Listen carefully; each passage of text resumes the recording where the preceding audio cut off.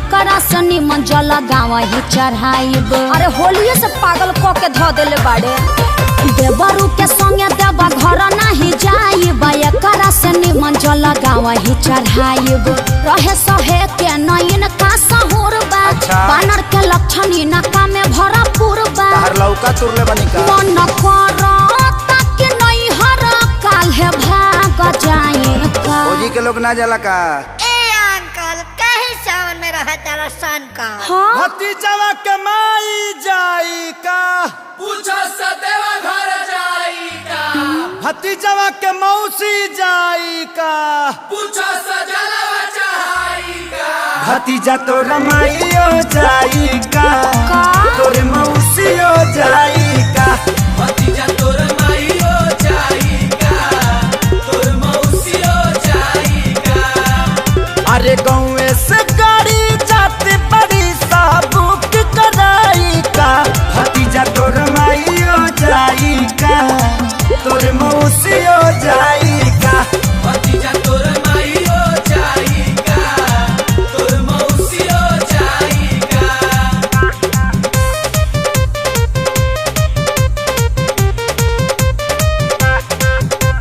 देवघर में मिले शंखा पोला हो, चला किनी हो भौजी।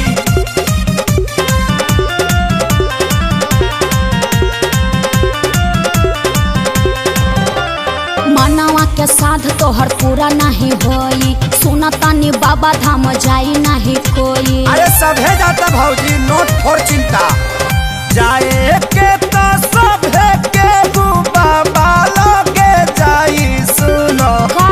दूरी तो के नटे न भौजी, बोल बम मुहावा में मास्क तू लगाईली हा। सुनो सेनी का? टाइजर भी झोरा में ले में भौजी।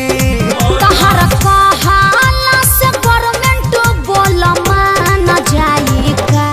करनवा के माई मुर्दाबाद। मुर्दाबाद मुर्दाबाद। गाला फाड़े लगल लोग। फट जाए दी भतीजा तो रमाइयो जाई का, तोरे मौसियो जाई का।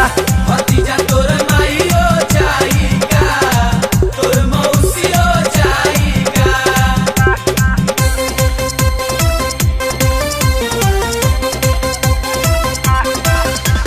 देवघर तरफ की जाई बजा, भले पुलिस से पिटाई बजा।